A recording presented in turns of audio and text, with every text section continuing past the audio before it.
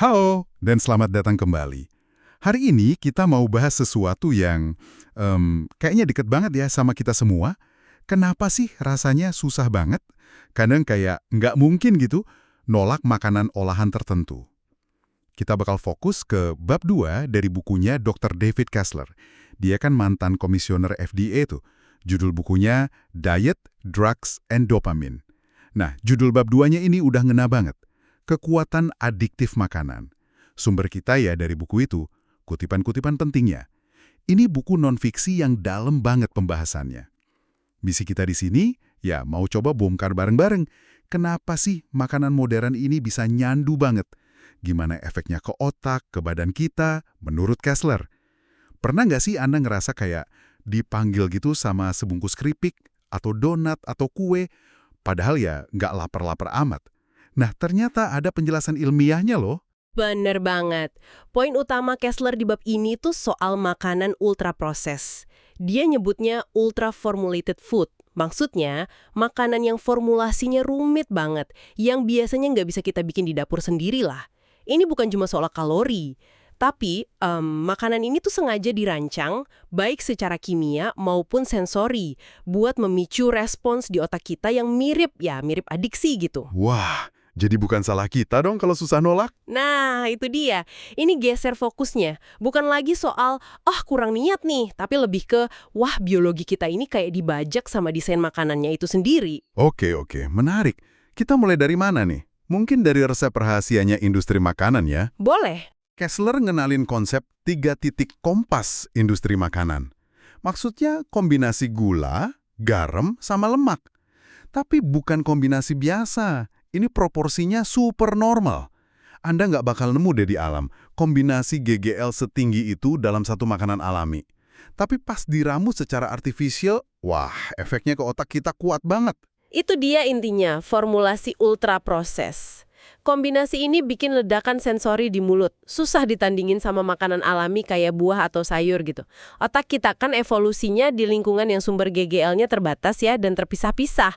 Jadi pas ketemu yang kayak gini, kayak kaget gitu, dianggapnya wah ini berharga banget, harus dapat lagi nih. Malah, Kessler juga nyebut kutipan dari konsultan makanan terkenal. Dia bilang belak-belakan kalau kejutan dan daya tarik adiktivitas sama keterikatan craveability gitu, itu udah rahasia umum di industri. Mereka sengaja banget ngerancang produk biar kita nyantol. Ini bukan kebetulan ya, ini beneran hasil riset dan desain. Jelas bukan kebetulan, investasinya gede loh buat riset sensorik, buat cari bliss point, titik nikmat puncaknya, terus mouthfeel, sensasi di mulutnya gimana. Ini ilmu presisi banget, tujuannya ya bikin kita pengen lagi dan lagi. Contohnya ada nggak sih yang spesifik dari buku itu? Ada. Contoh menarik itu soal bacon. Kenapa bacon bisa menggoda banget? Menurut pakar sensorik Gail Vance Civil, kekuatannya itu bukan cuma GGL-nya aja, Oh, bukan cuma itu. Terus apa dong? tapi pengalaman sensorik total. Teksturnya akan renyah tuh pas digigit, enak. Terus aromanya khas banget, kuat, nyebar pas dimasak. Visualnya juga menarik. Sampai sensasi hangat berminyak di mulut, semua ini kerja bareng. Bikin daya pikat yang, ya ampun, susah dilawan. Jadi nggak cuma soal rasa manis, asin, gurih ya, tapi sampai tekstur, bau, bahkan mungkin suara pas ngunyah gitu. Iya, persis. Industri mainnya di semua lini sensori itu. Tekstur renyah, lembut, creamy, aroma yang bisa picu memori dan keinginan, suara kriuk-kriuknya. Semuanya dirancang buat ngasih hadiah sensori yang berlapis ke otak kita. Bikin efeknya lebih dahsyat dari sekedar penjumlahan bagian-bagiannya. Pengalaman sensori yang dirancang ini, kok kayaknya mirip ya sama cara kerja industri lain buat bikin ketergantungan. Iya, Kessler narik paralel yang kuat banget dan agak bikin merinding sih. Sama pengalamannya pas dia di FDA nyelidikin industri tembakau. Dia cerita nemuin fakta dari investigatornya. Ada psikolog perilaku yang pernah kerja buat Philip Morris. Psikolog ini ngelakuin eksperimen adiksi klasik. Gimana tuh eksperimennya? Jadi, tikus di lab dikasih 2 tuas. Satu ngeluarin larutan garam biasa, saline, satunya lagi ngeluarin nikotin. Hasilnya, jelas banget, tikusnya milih terus-terusan tuas nikotin. Berkali-kali. Dan metode tikus milih sendiri ini penting ya buat nentuin adiksi. Implikasinya apa? Penting banget. Konsep self-administration hewan secara sukarela, nyari dan make zat itu standar emas yang dipakai badan federal kayak FDA atau NIDA buat nentuin potensi adiktif suatu zat. Artinya, zat itu sendiri punya kekuatan buat mendorong perilaku kompulsif. Nah, yang lebih ngeri, Kessler bilang Philip Morris maksa psikolog ini buat narik paper ilmiahnya sebelum terbit. Bahkan hewan percobaannya disuruh dimusnahin. Wow. Jelas banget kan upaya buat nutupin bukti sifat adiktif nikotin dari publik dan regulator. Gila ya. Pola yang kayaknya mirip-mirip nih kalau kita lihat gimana makanan ultra proses dirancang bikin kita balik lagi, balik lagi. Soalnya kita ngasih makanan itu ke diri sendiri terus-terusan. Persis. Makanya di buku ini dibahas juga konsep reinforcer atau penguat perilaku. Ini relevan banget. Ada penguat primer, contohnya rasa manis dari gula sukrosa itu sendiri. Otak mamalia secara alami nganggep itu hadiah. Terus ada penguat sekunder. Kekuatannya kita pelajari lewat asosiasi. Contohnya preferensi tempat terkondisi. Mungkin Anda jadi pengen banget ke kafe A, bukan cuma kopinya, tapi karena tempat itu diasosiasiin sama momen santai, hadiah buat diri sendiri. Atau kayak preferensi rasa terkondisi gitu ya. Misalnya jadi suka minuman diet X karena sering minum pas lagi seneng atau nonton film favorit. Nah, bener banget.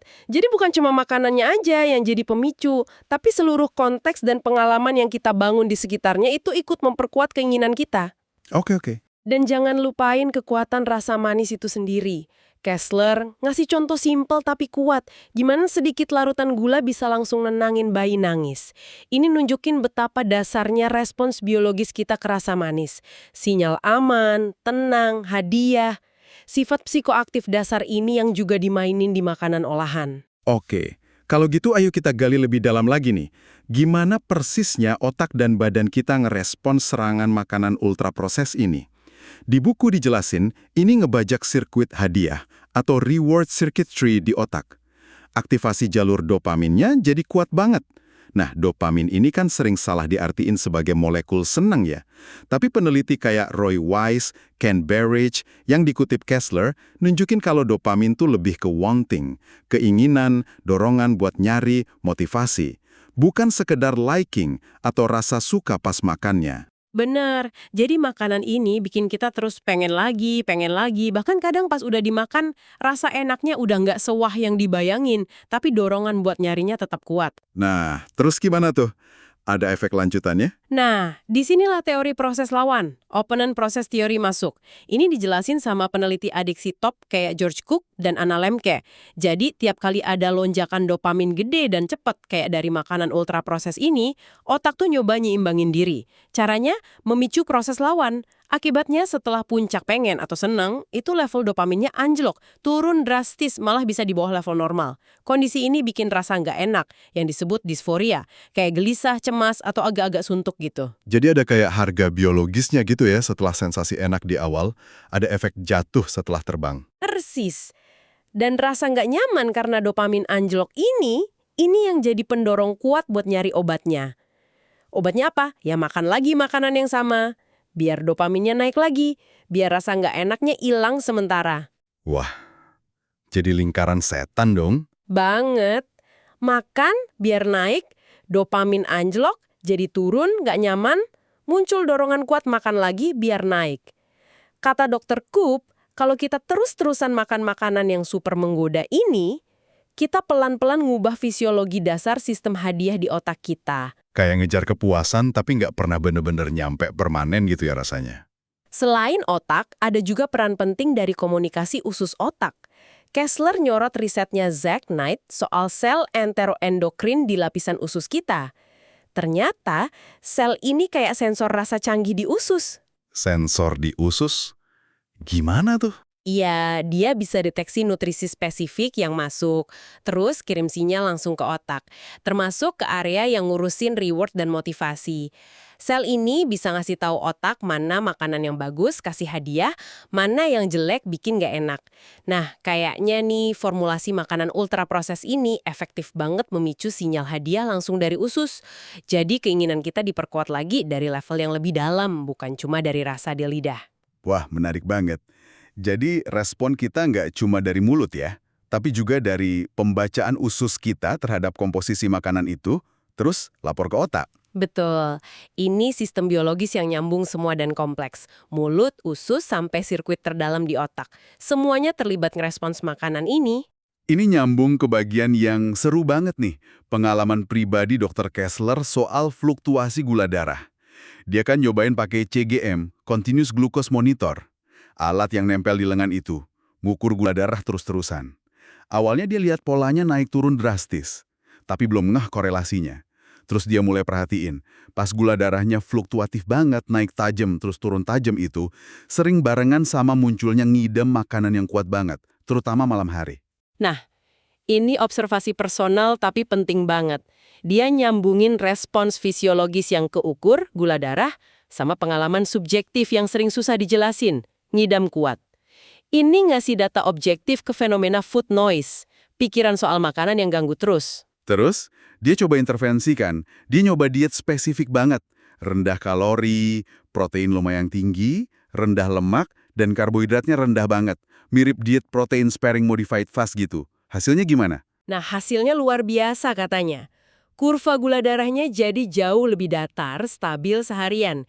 Dan yang paling kerasa buat dia, ngidam yang nyiksa itu, terutama keinginan gak tertahankan buat makan jam 10 malam, itu berkurang drastis. Hampir hilang malah. Wah, signifikan banget ya. Kayaknya stabilitas gula darah ini punya efek nenangin sistem hadiah di otak.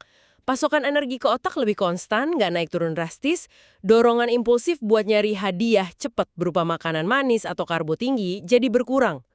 Dia cerita pengalaman lucu soal toko es krim favoritnya kan? Iya, dia cerita soal toko es krim sandwich The Baked Bear, tempat dia biasa ngeracik kombinasi kue anget sama es krim yang manjain banget. Nah, setelah beberapa minggu diet yang bikin gula darahnya stabil, dia sengaja masuk lagi ke toko itu. Terus gimana? Masih tergoda? Kali ini beda rasanya. Dia bisa lihat semua pilihan, nyium aromanya, tapi nggak ada lagi tarikan kuat kayak dulu. Dia bisa masuk, lihat-lihat, terus keluar gitu aja tanpa pesan. Buat dia, itu bukti nyata ada perubahan internal yang terjadi. Keren banget. Pengalaman dia ini ada dukungan ilmiahnya nggak sih? Makin banyak buktinya. Peneliti kayak Ivan de Araujo di Mount Sinai nunjukin kalau ngehindarin fluktuasi glukosa yang gede, emang bisa ngurangin perilaku yang didorong hadiah, reward-driven behavior. Kalau otak dapat energi stabil, dia nggak terlalu panik nyari sumber energi cepat dari makanan tinggi gula atau karbo olahan. Jadi, jaga gula darah lebih stabil bisa jadi salah satu kunci buat ngurangin cengkraman keinginan impulsif yang sering kerasa di luar kendali itu ya? Indikasinya kuat ke arah sana. Ya, tentu ada teori lain juga sih. Misalnya dari Laura Germain, dia bilang kelelahan bisa picu makan buat naikin fungsi kognitif yang turun. Ini bisa jelasin ngidam malamnya Kessler pas dia mungkin capek kerja. Tapi hubungan langsung antara penurunan gula darah sama rasa lapar dan keinginan makan makin terbukti. Ada studi spesifiknya? Ada, beberapa yang penting udah muncul. Risetnya Patrick Wyatt DKK, pakai data CGM banyak orang nunjukin kalau penurunan kadar glukosa atau glucose dips beberapa jam setelah makan itu prediktor kuat buat rasa lapar lebih tinggi dan asupan kalori lebih banyak di jam makan berikutnya. Mirip juga, Renata Belfort di Aguiar, di Yale, nemuin penurunan glukosa sesaat sebelum makan itu hubungannya sama rasa lapar lebih besar dan makan lebih banyak, terutama pada orang dengan obesitas. Jadi fluktuasi ini beneran ngaruh ke perilaku makan kita. Terus kalau diet rendah karbo spesifik, gimana? Efektif ngurangin ngidam? Ada bukti juga. Elizabeth Parks dari University of Missouri misalnya, nunjukin di studinya kalau diet rendah karbo jangka pendek itu nggak cuma bikin gula darah stabil, tapi juga signifikan ngurangin ngidam makanan manis. Menariknya ada korelasi langsung. Makin stabil glukosanya, makin turun juga ngidam manisnya. Ini cocok sama laporan dokter-dokter obesitas. Mereka bilang bantu pasien stabilin gula darah itu kunci buat ngurangin food noise, pikiran obsesif soal makanan yang ganggu terus. Oke, jadi jaga gula darah stabil ini kayaknya fondasi penting ya? Buat dapetin kendali lagi dan ngeredam bisikan ngidam yang nggak habis-habis itu. Jadi, kalau kita rangkum nih, semua temuan dari bab 2 buku Kessler ini, gambarannya jelas banget. Kita ini berhadapan sama fenomena adiksi makanan yang nyata, yang didorong sama mekanisme biologis kuat. Makanan ultraproses ini nggak netral. Sengaja dirancang lewat kombinasi bahan supernormal GGL, pengalaman sensori intens, rasa, tekstur, aroma, biar maksimal banget ngaktifin sirkuit hadiah dopamin di otak, ditambah lagi efek gula darah yang nggak stabil, bikin siklus ngidam. Semuanya kerja bareng, bikin lingkaran adiktif yang susah diputus cuma pakai tekad baja. Pesan ini kayaknya penting banget ya digarisbawahi ya, bahwa ini bukan cuma masalah niat atau kemauan. Penting banget. Kessler ulang-ulang bilang di bukunya, dan ini inti bab 2. Perjuangan ngelawan makanan ini bukan cerminan kegagalan niat kita atau karakter kita lemah. Bukan. Ini respons biologis yang bisa diprediksi, bahkan nggak terhindarkan, terhadap lingkungan makanan kita yang udah dimanipulasi habis-habisan biar kita makan sebanyak mungkin. Fenomena adiksi makanan ini bahkan udah diakui di literatur ilmiah loh. Ada alat ukurnya loh, kayak Yale Food Addiction Scale. Lantas, apa artinya semua ini buat Anda yang dengerin sekarang? Yang mungkin lagi berjuang sama keinginan makan yang susah banget dikontrol. Bisa jadi langkah awal yang bebasin banget. Bebas dari rasa bersalah, bebas dari kritik diri, yang sering banget ngikutin kesulitan ngontrol makan. Kalau Anda ngerasa susah banget buat, udah berhenti makan jenis makanan olahan tertentu, sekarang Anda punya kerangka baru. Ada mekanisme biologis kuat yang kerja ngelawan Anda. Ini bukan cuma perang di pikiran, tapi juga perang di level fisiologi tubuh Anda yang respon desain makanan modern ini. Jadi, kesimpulan dari pembahasan kita soal bab 2 buku Dr. Kessler ini cukup jelas ya. Makanan olahan modern itu bukan cuma makanan, mereka itu produk rekayasa canggih, dirancang buat bikin nagih. Secara aktif ngotak-ngatik kimia otak kita, sinyal dari usus sampai respons gula darah. Nah, terus apa artinya ini buat Anda? Artinya, perjuangan Anda itu mungkin jauh lebih kompleks dari sekedar soal disiplin. Ini interaksi antara biologi unik Anda dengan lingkungan makanan yang sengaja dibikin super menantang. Paham mekanisme adiktif ini langkah pertama yang krusial banget. Tujuannya bukan cari alasan ya, tapi ngenalin lawan sebenarnya. Lawannya itu bukan diri Anda sendiri, tapi lingkungan makanan yang penuh produk manipulatif ini, dan gimana produk itu secara biologis ngaruh ke sirkuit otak yang sama yang terlibat di adiksi zat lain. Dengan pemahaman ini, Anda bisa mulai cari strategi yang lebih nyambung ke biologi. Kayak tadi, stabilin gula darah, atau ngelola pemicu sensorik. Bukan cuma nyalahin diri terus pas gagal nahan godaan. Mengingat betapa dalamnya makanan ultraproses ini bisa mengprogram ulang respons otak kita, kayak yang dijelasin Kessler, mungkin ada satu pertanyaan nih buat Anda renungkan. Langkah kecil sekecil apapun itu, yang bisa Anda coba lakuin mungkin hari ini atau minggu ini, buat mulai kirim sinyal yang beda ke sirkuit hadiah Anda. Mungkin ganti satu aja cemilan olahan sama makanan utuh. Atau mungkin pas ngidam muncul, ambil jeda 5 detik aja. Sadari sensasi badan, sensasi emosinya sebelum Anda bereaksi.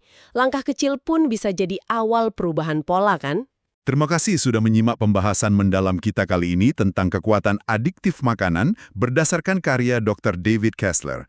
Semoga wawasan ini bermanfaat ya buat Anda. Sampai jumpa di kesempatan berikutnya.